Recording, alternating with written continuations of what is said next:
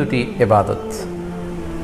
প্রথম কথা হচ্ছে ইবাদত ভিন্ন দুটি ইবাদত, কারণ কুরবানি এটা বছরের একটা নির্ধারিত সময়, জিলহজের 10 তারিখে এবং তারপরে আরও 2 দিন বা 3 দিন, এই সময়গুলোতে আপনি কুরবানি করতে পারবেন। তাহলে এটা হজের মৌসুমে জিলহজ মাসে করতে হয় কুরবানি। কিন্তু আকিকা কিন্তু এরকম না, আকিকাটা যে কোনো মাসে হতে পারে। আকিকাটা হচ্ছে নবজাতক সন্তানের ভূমিষ্ঠ হওয়ার পরে শুকরিয়া স্বরূপ আল্লাহর কাছে যে কুরবানিটা করতে হয় সেটাকে আমরা বলি আকিকা। হাদিসে এসেছে আকিকা। তো সেটা হচ্ছে সন্তান কখন ভূমিষ্ঠ হলো সেটার উপর নির্ভর করে। কারো সন্তান রমাদানে হতে পারে, কারো সন্তান জিলহজ মাসেও হতে পারে, শাওয়ালে হতে পারে, রজাবে হতে পারে। আকিকার ক্ষেত্রে আল্লাহ রাসূল সাল্লাল্লাহু আলাইহি ওয়াসাল্লাম বলেছে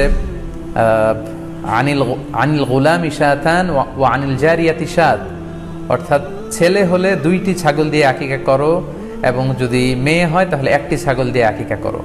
তো সেক্ষেত্রে কুরবানিতে কিন্তু এরকম বিধান নেই। কুরবানিতে কিন্তু 1টি ছাগল দিয়ে আপনি কুরবানি করলে কুরবানি হয়ে যাচ্ছে, সেখানে 2টি ছাগল দেওয়া লাগবে এমন কোনো কথা নেই। তো এভাবে আমরা বুঝতে পারতেছি, খুবই স্পষ্টত কমন সেন্স খাটালেও আমরা বুঝতে পারতেছি এবং আল্লাহ রাসূল সাল্লাল্লাহু আলাইহি ওয়াসাল্লামের ভাষ্যগুলো অনুসারে আমরা বুঝতে পারছি দুই ধরনের ইবাদত।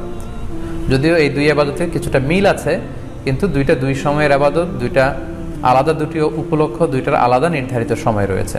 যেমন আকিকার ক্ষেত্রে সুন্নাহ হচ্ছে বাচ্চা যেদিন জন্মগ্রহণ করবে তার 7ম দিন শেষে 7 দিন পরে আপনি আকিকা করবেন। আল্লাহ রাসূল সাল্লাল্লাহু আলাইহি ওয়াসাল্লাম বলেছেন কুল্লু গুলামিন মুরতাহানুন বিআকিকাতিহি তুযবাহু আনহু ইয়াওমা সাবিহি, প্রত্যেক সন্তানের আকিকা দিতে হয় তার 7ম দিনে, ওয়া ইউহলাকু ওয়া ইউসাম্মা, এবং 7ম দিনে মাথার চুল ফেলে দিতে হয়, তার সুন্দর একটি নাম রাখতে হয়।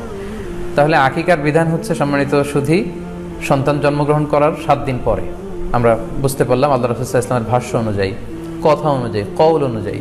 এবার যদি আমরা আল্লাহ রাসূল সাল্লাল্লাহু আলাইহি ওয়াসাল্লামের আমল দেখি, ওনার ব্যক্তিগত আমল কি ছিল, সেক্ষেত্রে সহিহ ইবনে হিব্বানের একটি হাদিস উল্লেখ করব, যেটিকে ইবনে হাজার আল আসকালানি উনি ওনার ফাথুল বারিতে সহিহ হিসেবে উল্লেখ করেছেন।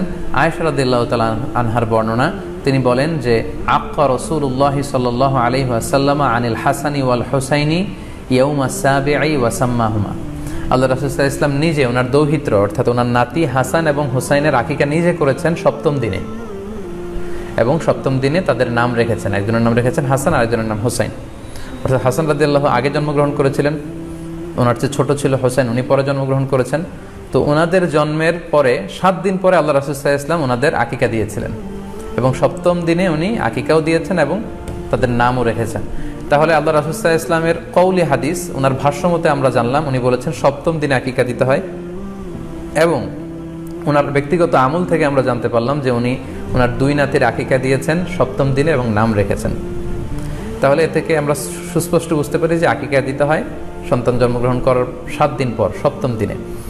যদিও তবারানিতে আরেকটি হাদিস এসেছে যেখানে বলা হয়েছে যে আকিকা 7ম দিনেও দেয়া যায়, 14তম দিনে দেয়া যায়, 21তম দিনে দেয়া যায়। যদি 7ম দিনে কেউ দিতে না পারে কোনো কারণে, তাহলে 14তম দিন, না পারলে 21তম দিন। তাহলে সুস্পষ্টভাবে উল্লেখ আছে যে আকিকার সময়সীমা 7ম দিনের কথা আমাদেরকে বলা হয়েছে। তো সেক্ষেত্রে আপনার সন্তান জন্মগ্রহণ করলে আপনি শুকরিয়া স্বরূপ আত্মীয় স্বজনকে খাওয়াবেন, আকিকার গোশত নিজেরাও খাবেন। তো এটা যদি আপনি কুরবানির জন্য রেখে দেন তাহলে তো সন্তান দুনিয়াতে আসার এই আনন্দটা থাকে না। একজন যখন সন্তান পায় সে কেমন যেন আকাশের চাঁদ হাতে পায়, তো তখন তার 7 দিনের মধ্যে যে আনন্দটা থাকে, ওই দিন তার নাম রাখা হবে, আত্মীয় স্বজনরা আসবে, বাচ্চাকে দেখবে, দোয়া করবে, তখন আকিকা করে এই গোশত নিজে খাবেন, আত্মীয়দের খাওয়াবেন, পাড়া প্রতিবেশীদেরকে দিবেন। এটা হচ্ছে সন্তান ভূমিষ্ঠ হওয়ার উপলক্ষকে কেন্দ্র করে এই আকিকা। সো এটাকে কুরবানির সাথে মিক্স আপ করার কোনোই প্রয়োজন নেই, এবং এক্ষেত্রে সুস্পষ্ট গাইডলাইন হচ্ছে যে 7ম দিনে আকিকাটা দিতে হয়। সো আমরা যেন 7ম দিনে আকিকাটা দেই।